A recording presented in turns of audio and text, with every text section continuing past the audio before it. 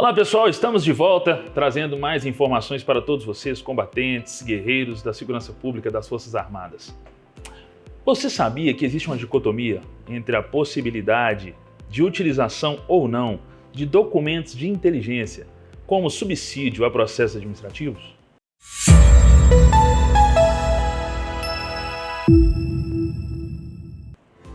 Nós temos uma interpretação literal dada em algumas instituições militares à possibilidade de utilização desses documentos, enquanto que, ao passo, em outras perspectivas, a doutrina de inteligência acolhe ou não a utilização desses documentos a depender do nível e do grau de sigilo.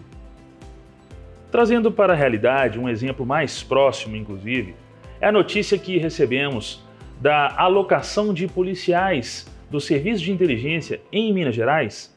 na investigação, no monitoramento de agentes que participavam de manifestações com pleitos reivindicatórios de recomposição salarial lá na cidade administrativa. Sim, a notícia que nós temos é de que a Polícia Militar de Minas Gerais, dentro da sua competência, escalou policiais velados e do Serviço de Inteligência, aqueles denominados P2, para investigarem, diga-se, investigarem e não monitorarem agentes que estariam participando das aludidas manifestações. Obviamente que nessas diligências, o policial militar lotado numa agência de inteligência, numa agência diária, conforme a nomenclatura específica de cada instituição, ele não detém autonomia para investigar. A função do P2 nas polícias militares e nos corpos de bombeiros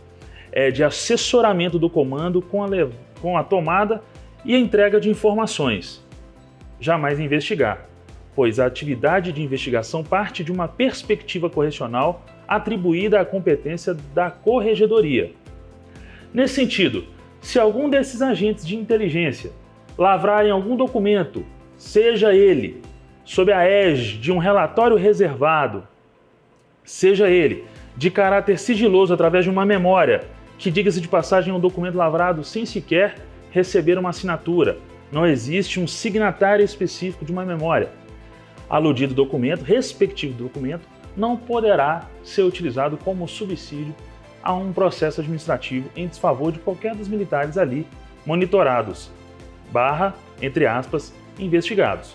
É nesse sentido que nós defendemos que, na condução de qualquer que seja o processo administrativo nesse sentido, a sua defesa faça a arguição preliminar de nulidade absoluta da inserção desse tipo de documento, pesando em desfavor de qualquer militar e servindo também como balizador de qualquer acusação administrativa que pese sobre qualquer militar que lá, a título de exemplo, estivesse manifestando. Digamos que, em algum momento, um inquérito policial militar ou uma sindicância administrativa ou até mesmo um processo de comunicação disciplinar seja aberto em decorrência de um documento lavrado por um agente de inteligência. Cabe-nos, além de refutar o aludido documento, buscar da administração a origem, o signatário da lavra, para que, em algum momento,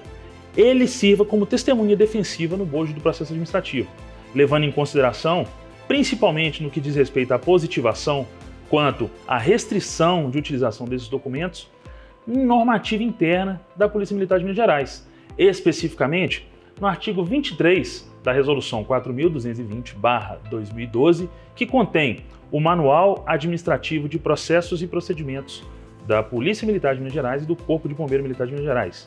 que prevê a vedação, trazendo de maneira expressa que é defeso a utilização desse tipo de documento como arrimo, como suporte de qualquer acusação no bojo de processo administrativo.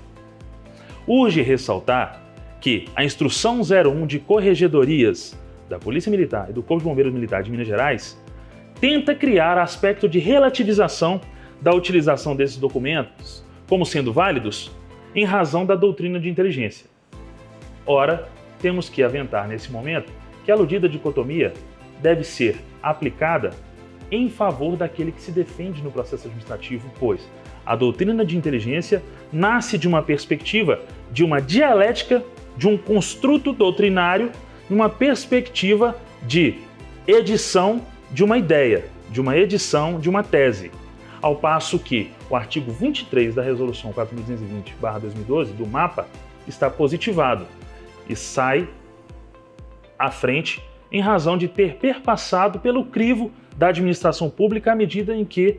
aludida legislação, aludida resolução, resta positivada em vigor e não revogada pelas instituições militares estaduais de Minas Gerais. Nesse compasso, não há que se falar em relativização desse artigo, do artigo 23 da Resolução 4.220/2012,